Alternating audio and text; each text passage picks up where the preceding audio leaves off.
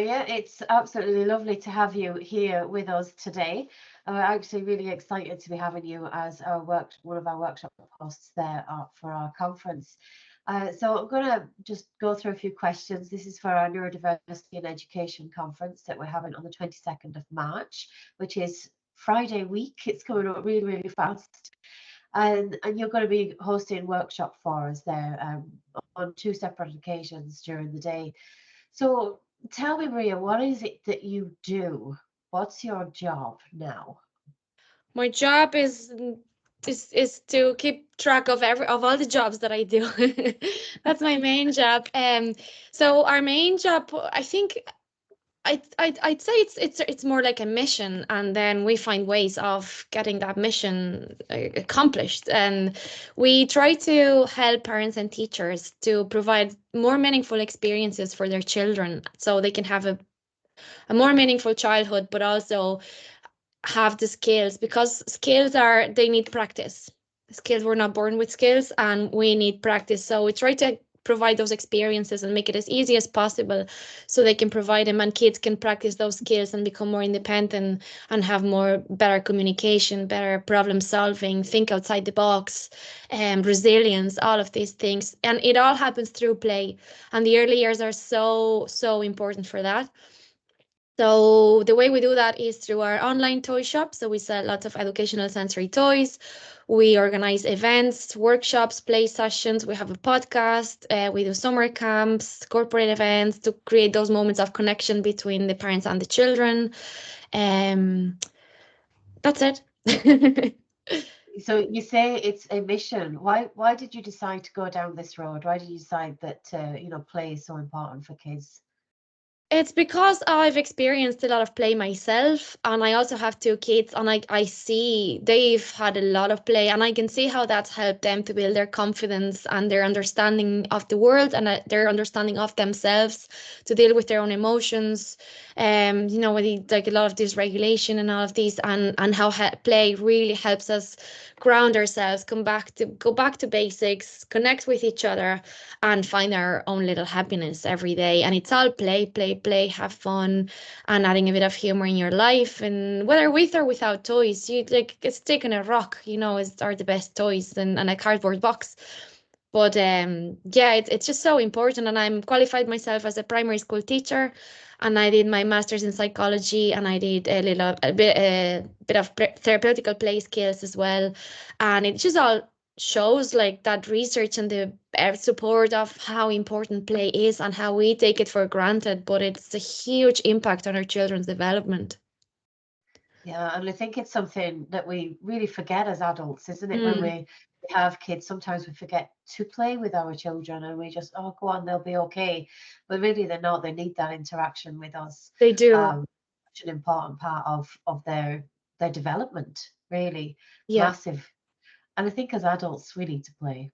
We still need to play We as adults. really do. And play can have many forms. Like play can show up as adults, can show up as cooking, finding a new recipe and mixing new ingredients and getting excited about playing your music in the background or a podcast or something and creating a new recipe, going to the gym, going for a long drive where you're like, looking at stopping wherever you want. And that's play. Anything that you enjoy doing and that you choose to do and it brings you joy, that's play. So play can have many forms. The problem is, I think that's where the problem starts, is that conception of what is play. Because for me, I think of play and I think of kids in the playground getting messy with sand or kicking a ball, but play is so much more than that. And I think that's where we need to get back. And that's why I usually call in the school, I prefer to call it meaningful experience rather than play, because play can, and like with Ashtar and the curriculum, a lot of teachers, most teachers in fact, would actually schedule time for play as they schedule maths or language or whatever. They also schedule play,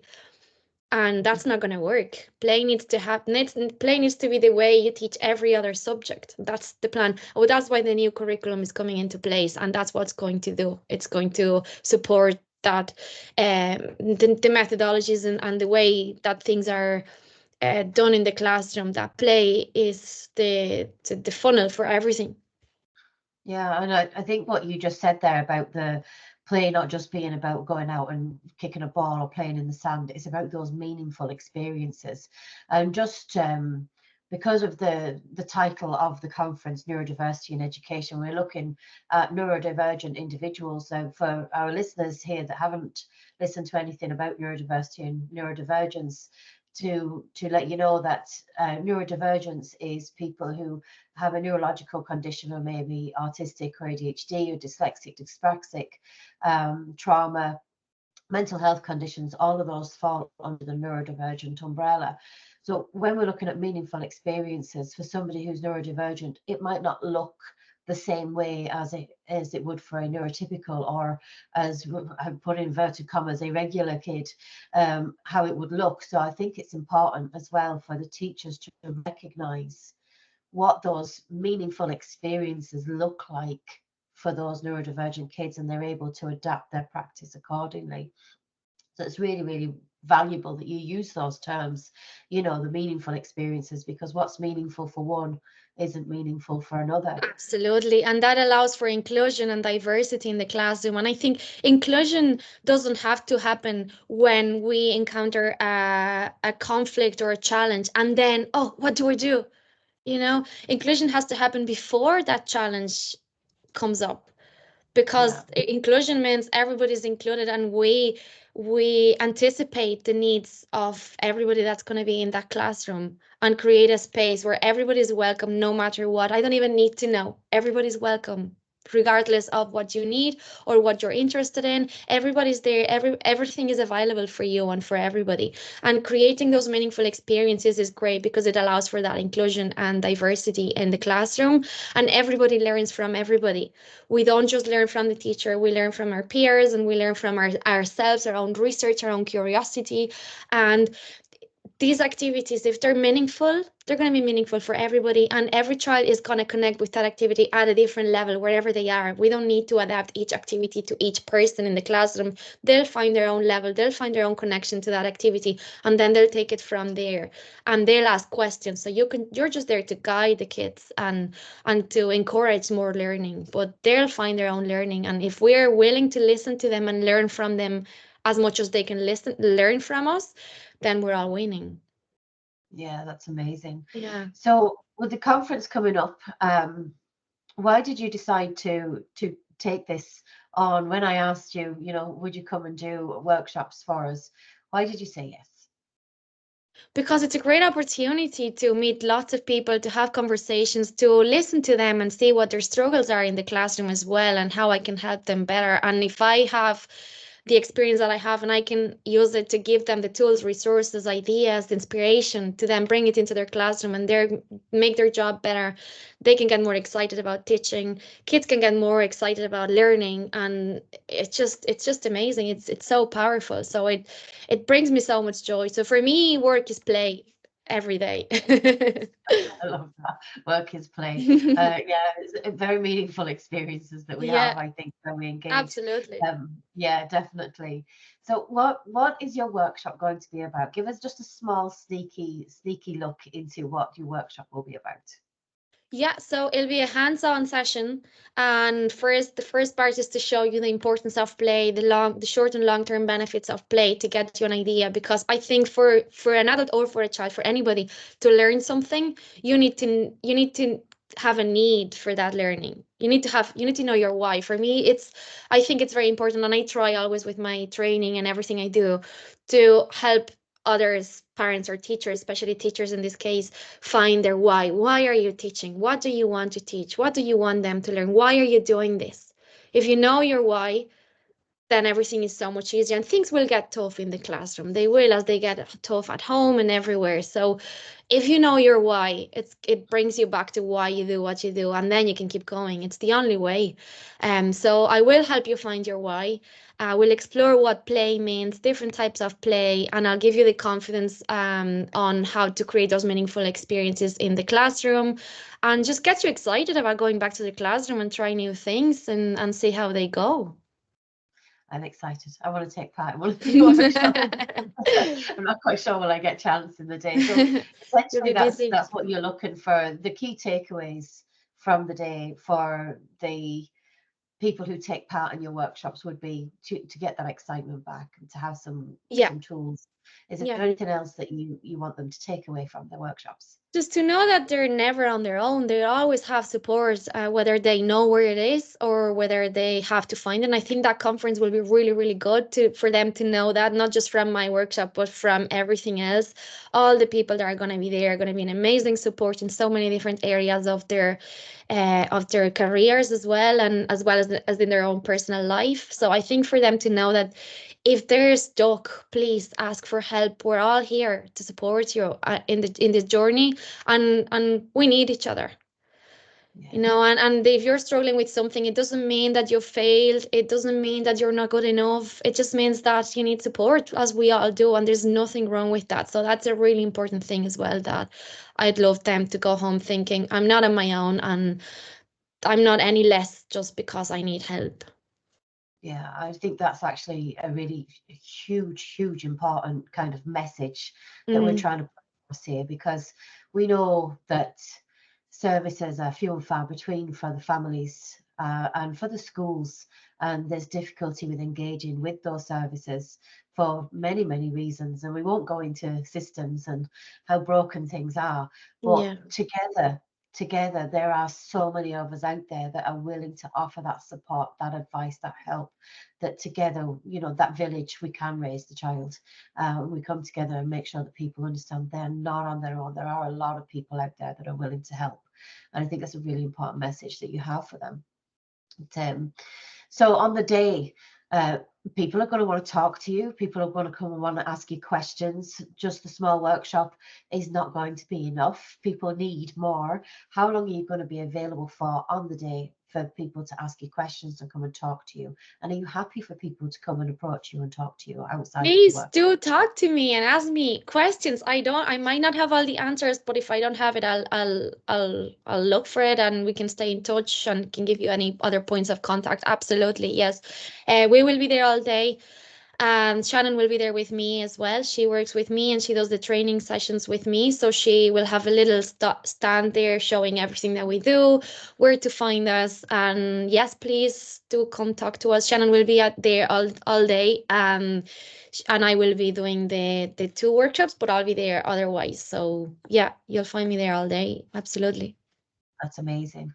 And so finally, how can people get in touch with you if somebody wants to book you for training in their school, or if they want to get any information and advice, if they want to buy something from your online store? How do we get in touch? We have 2 websites. We have the shop website. It's discoveryplaytime.ie. And you'll have all the different resources there that we sell. Every toy we sell there, we use it at the workshops. We have tried it, tested it, and loved it. And every toy we sell, we always ask these questions: how can a child use this toy? Are there many? They're all open-ended toys, so that means there are many different ways of using that toy, and it's up to the child's imagination and creativity to find new, different ways. And they can adapt to different ages and development and different levels. So they're all great toys. So they're all discoveryplaytime.ie, and then discoveryplaytimeadventures.ie. That's where you'll find our bookings for trainings. We come to schools as well and do workshops with the children. We can come to the school and show you the toys if you want to see them before you buy them as well. That's also an option. And then all of our events are available on at discoveryplaytimeadventures.ie. And our training at the moment is a 2-hour session, and we come to your school and we do our session for up to 20 adults, 20 teachers. That's fantastic. It's amazing. Is there an email address that people can get in touch with you? Yeah, you can email me. It's admin@discoveryplaytime.ie. And if you, admin or bookings, and then we can send you bookings at discoveryplaytime.ie. Okay, and if people want to follow you on socials, I think you're on all of the socials like myself. I'm all over the place. Yeah, my main one is Instagram. It's my little baby. I love Instagram, and it's we have a great fantastic community there, and I always reply to all messages or send you voice messages if I'm running around. But I'll always, yeah, and we share lots of play ideas, recipes for Play-Doh, for lots of simple activities. We have our mindful Mondays, so every Monday I share an activity that helps you create that connection with your child. So Discovery Playtime on Instagram, Facebook, they're their main ones. Then TikTok was the odd video there. LinkedIn as well, my own name. But yeah. Amazing. That's fantastic. So before I let you go, because I know you're a very, very busy schedule, is there anything you'd like to add? No, I just like to say that I'm very proud of everyone that's coming to the conference, that want to make their life better, their job better, and their life of the little people that they work with better as well. That shows they really care. I always say, being a teacher is easy. Being a teacher that cares is tough. And that just shows. And those who come and those who go the extra mile, not just coming to the conference, but going the extra mile, really caring for their children and thinking of ways of really helping them and making things better every day. And it's just amazing. So you are amazing, and keep doing what you're doing. It's incredible, and it's really going to make a difference, a massive difference. Yeah, I think it really will. And like you said, anybody that comes along, they want to do more. They want to really help kids in their care, whether they're parents, carers, professionals. They're showing that they care. Yeah. I was going to use bad language then, but I remembered we were I didn't beep and everything else. That's amazing, and I'm really, really excited to see us on the day, and looking forward to the workshops. I know it's going to be a great success. So thanks so much for giving up your time to have that little chat with me today. And thank you. Thanks for the see you on opportunity. Friday. Thank you, and I'll see you soon. Take care.